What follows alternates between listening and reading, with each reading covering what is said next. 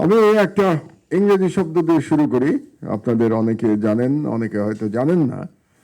শব্দটা হচ্ছে soft power.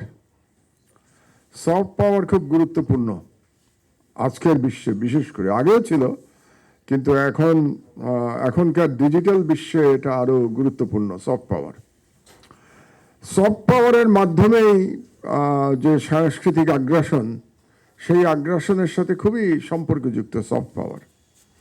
Soft পাওয়ারে আপনাদেরকে একটা এক্সাম্পল দিই আমি। 1971 সালে নিউ ইয়র্কে একটা কনসার্ট সারা বিশ্বে আলোড়ন ফেলেছিল। কনসার্টটা করেছিলেন জর্জ হ্যারিসন। জর্জ হ্যারিসন নাম শুনেছেন? বিটলসের নাম শুনেছেন তো? জর্জ হ্যারিসন খুব বিখ্যাত ছিলেন। জর্জ হ্যারিসন এবং ভারতের পণ্ডিত রবিশঙ্কর। রবিশঙ্করের নামও তো শুনেছেন, খুব নাম করা সেতার বাজাতেন উনি, মানে one of the finest in the world. আরও আছেন ওস্তাদ বেলায়েত খান, এবং তবে তার মধ্যে রবিশঙ্করের নামটা খুব বেশি, আন্তর্জাতিকভাবে রবিশঙ্করের নামটা সবচেয়ে পরিচিত। তো রবিশঙ্কর এবং জর্জ হ্যারিসন মিলে কনসার্ট করেছিলেন 1 আগস্ট 1971 সাল। কনসার্টের বিষয়বস্তু ছিল বাংলাদেশ, এবং ওই কনসার্টের ফলে পশ্চিমা বিশ্বে যে বাংলাদেশের স্বাধীনতার পক্ষে এক জনমত গড়ে উঠেছিল, তার পিছনে এই কনসার্টটার একটা বড় ভূমিকা ছিল। তো এটা আজকের যুগের, আজকের প্রজন্ম আপনারা জানেন না, কাজে এটা বলা দরকার। মানে এটা আমি এক্সাম্পল দিচ্ছি আপনাদেরকে সফট পাওয়ারের শক্তিটা বোঝানোর জন্য। তো এখন আমাদের পার্শ্ববর্তী বায়ু উপমহাদেশে ভারতীয় সফট পাওয়ার সব থেকে শক্তিশালী, এটা আপনাদেরকে বুঝতে হবে। এবং ভারতীয় সফট পাওয়ারের মধ্যে কি কি আছে? ভারতীয় সফট পাওয়ারের মধ্যে সঙ্গীত আছে, আপনারা জানেন। ভারতীয় সফট পাওয়ারের মধ্যে আমাদের জন্য বিশেষ করে প্রযোজ্য, আমাদের বলতে বাংলাদেশের জন্য ভারতীয় সাহিত্য, ভারতীয় বলতে পশ্চিমবঙ্গের সাহিত্য, এটাও সফট পাওয়ার। কলকাতার সাহিত্য সেই।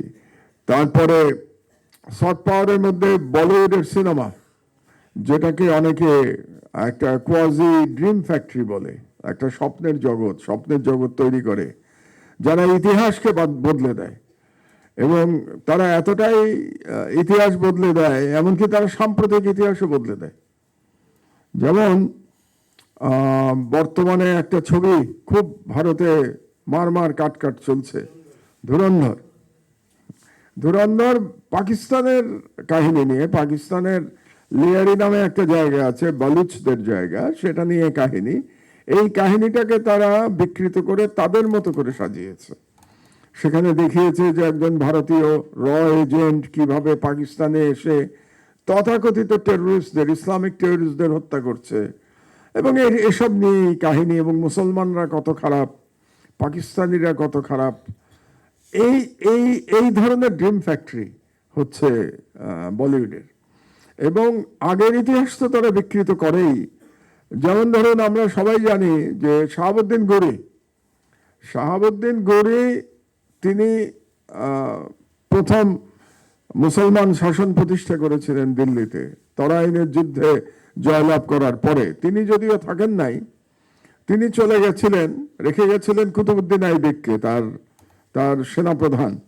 এবং কুতুবউদ্দিন আইবেকই সর্বপ্রথম মুসলমান শাসন প্রতিষ্ঠা করেন। আমরা সবাই জানি এই কাহিনী। এবং সেই যুদ্ধে পৃথ্বীরাজ চৌহান পরাজিত হন এবং নিহত হন। অথচ তারা একটা সিনেমা বানিয়েছে, কি সংযুক্ত পৃথ্বীরাজ নামে একটা সিনেমা। সংযুক্ত নামে তার একজন মানে অনেক আগেকার রাজা বাদশাদের তো অনেক রানী থাকতো, অনেক রানী, মুসলমান হিন্দুর পার্থক্য নাই, সব রাজা বাদশারই প্রচুর রানী থাকতো। তো তার মধ্যে একজন ছিল সংযুক্ত। তো যাই হোক, সংযুক্ত আর কি। তো এই সিনেমায় দেখানো হয়েছে যে পৃথ্বীরাজ শিহাবুদ্দিন গৌরীকে হত্যা করেছিল। তো ইতিহাসের এমন মানে সর্বনাশ, এটা ভারতেই সম্ভব, এভাবে ইতিহাসকে ধ্বংস করা।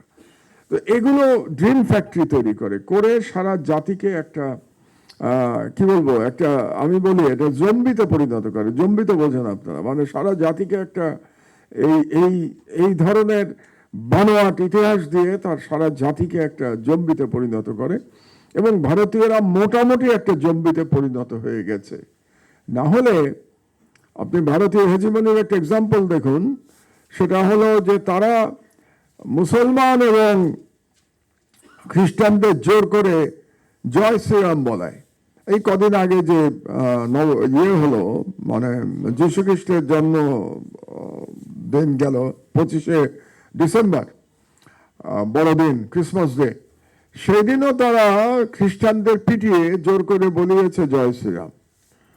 আমাদের দেশে আমরা কোনো হিন্দুকে বলি আল্লাহু আকবার বলতে? কোথাও শোনা গেছে আজ পর্যন্ত? মানে এই জিনিস শুধু ভারতেই সম্ভব। এবং তারপরেও তারা দাবি করবে যে বাংলাদেশে সংখ্যালঘুদের উপরে অত্যাচার হয় এবং ভারত সংখ্যালঘুরা খুব ভালো আছে। অথচ ভারতে মুসলমানদের বেঁচে থাকা, আমি বলি এটাকে এক মর্মান্তিক বেঁচে থাকা। ভারতে মুসলমানরা মর্মান্তিকভাবে বেঁচে আছে। তাদের সমস্ত অধিকার, সমস্ত কালচারাল আইডেন্টিটি, এমনকি রিলিজিয়াস আইডেন্টিটি বিসর্জন দিয়ে তাদেরকে বেঁচে থাকতে হচ্ছে। তারা দ্বিতীয় শ্রেণীর নাগরিকও না, তারা কোনো নাগরিকই না, তাদের কোনো অধিকারই নাই। কাশ্মীরে একজন human rights activist Omar Khaled, নাম শুনেছেন? 5 বছর ধরে জেলে, তার কোনো বিচার হচ্ছে না, বিচারাধীন, কিন্তু তাকে বেল দেওয়া হচ্ছে না। জোহরান মামদানি, আপনারা জানেন, গতকালই না গত পরশু দায়িত্ব নিয়েছে মেয়র হিসেবে। জোহরান মামদানি মেয়র হয়েই কিন্তু একটা চিঠি লিখেছে এই ওমর খালেদের মুক্তির জন্য ভারত সরকারকে আহ্বান জানিয়ে। তো এই হচ্ছে ভারতে মুসলমানদের বেঁচে থাকা, যেটা আমি বললাম না, এটা বড় মর্মান্তিক বেঁচে থাকা আর কি। তো বাংলাদেশে আপনার এই ভারতীয় হেজেমনির স্বরূপটা বুঝতে হবে। এই হেজেমনির স্বরূপ বুঝতে হলে আমাদেরকে একটু সাংস্কৃতিক হেজেমনি কিভাবে এই দেশে নির্মাণ করা হয়েছে, এখানে আমাদের ফিরে যেতে হবে।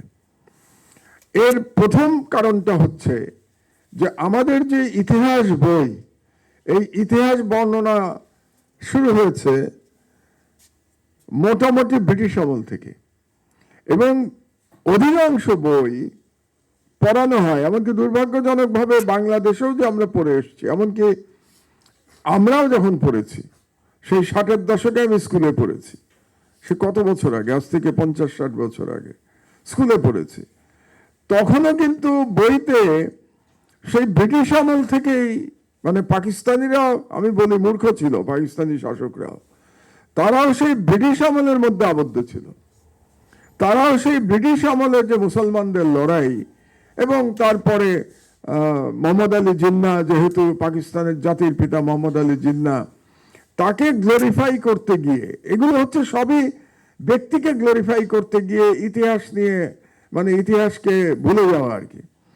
তো ব্যক্তি গ্লোরিফাই করতে গেলে, মোহাম্মদ আলী জিন্নাহকে গ্লোরিফাই করতে গেলে আপনাকে ব্রিটিশ আমলের মধ্যে আবদ্ধ থাকতে হবে। তার আগে তো আর মোহাম্মদ আলী জিন্নাহ নাই।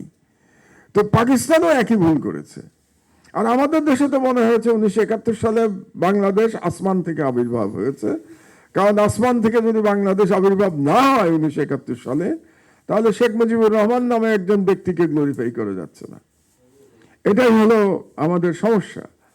অথচ বাঙালি মুসলমানের ইতিহাস যদি আমাদের খুঁজতে হয়, তাহলে আমাদেরকে তো সেই আজ থেকে 1000 বছর কিংবা তারও আগে ফিরে যেতে হবে।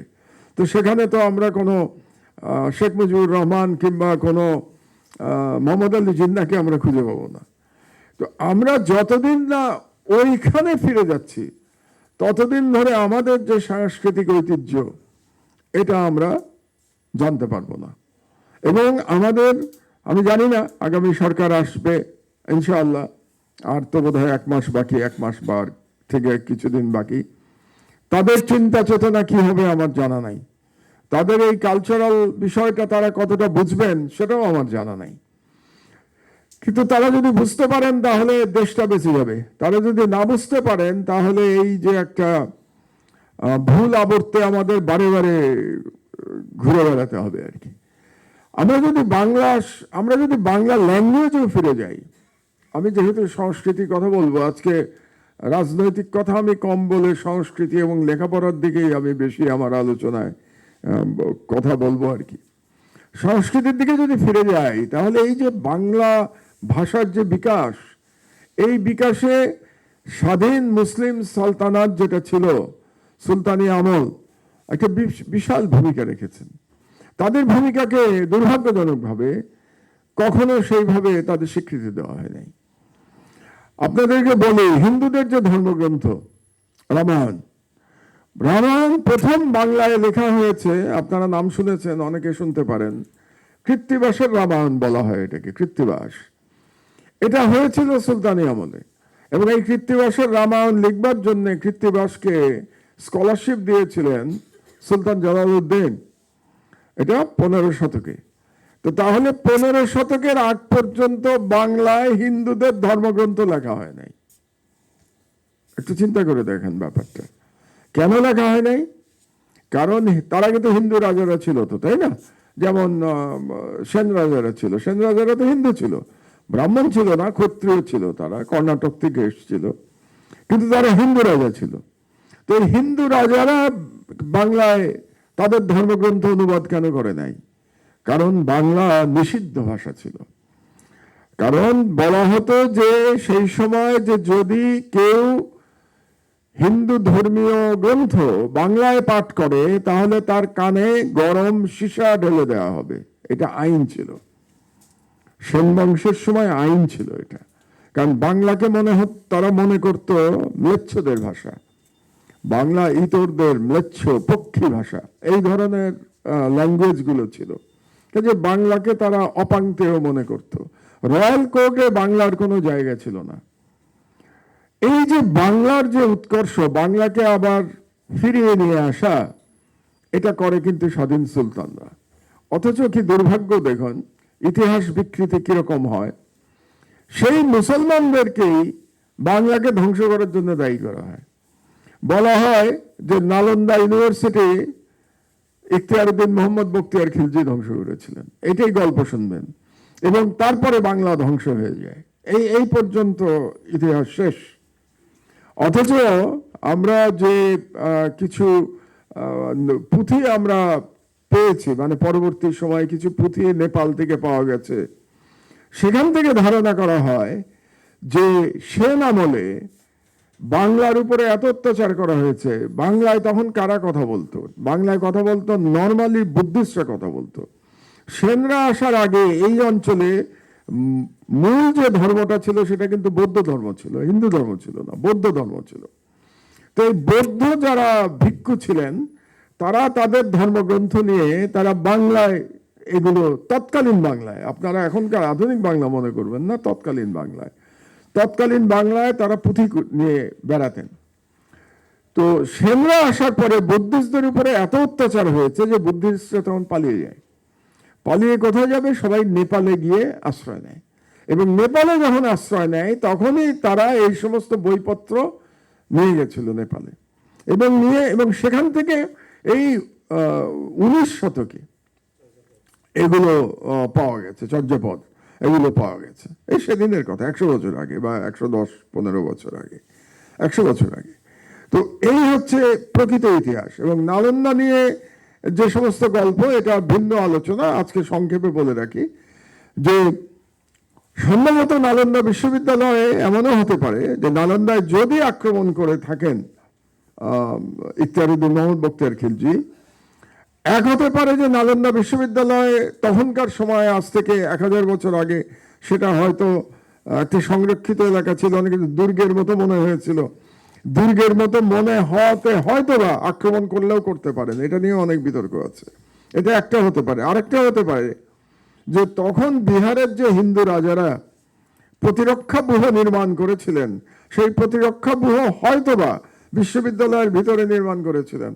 কাজেই যখন মুসলমানরা সেটা আক্রমণ করলো, সে বিশ্ববিদ্যালয়ের পেছন থেকে হয়তো সেটাকে তারা আটকানোর চেষ্টা করছিলেন, সেই জন্যে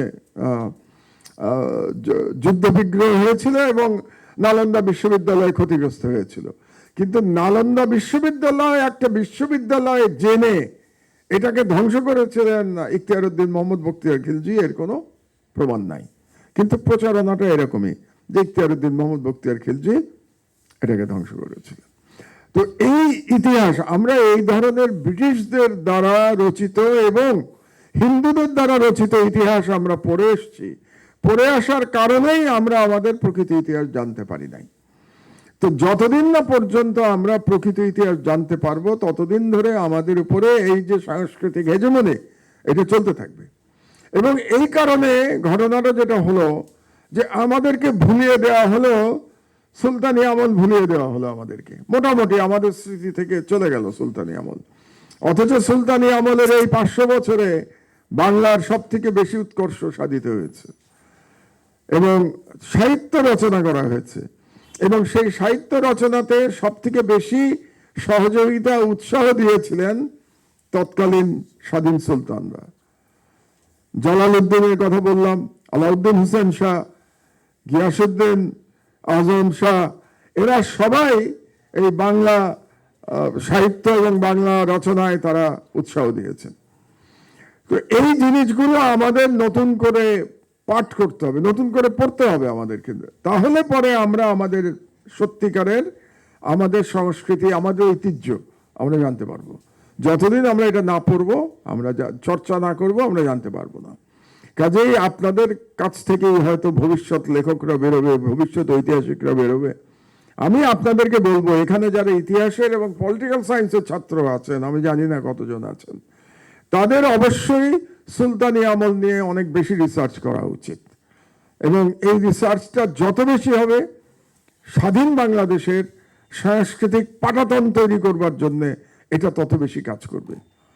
তো তারপরে হলোটা কি, তারপরে আসলো আপনার ব্রিটিশ আমলে তথাকথিত বাঙালি রেনেসার যুগ। তো বাঙালি রেনেসার যুগ যখন আসলো, বাঙালি রেনেসার মধ্যে বাঙালি মুসলমানের কোনো জায়গা ছিল না। এটা পরিণত হলো হিন্দু রেনেসায়, বাঙালি হিন্দু রেনেসায় পরিণত হয়েছিল তথাকথিত বেঙ্গলি রেনেসা, এবং সেটা কলকাতা ভিত্তিক ছিল।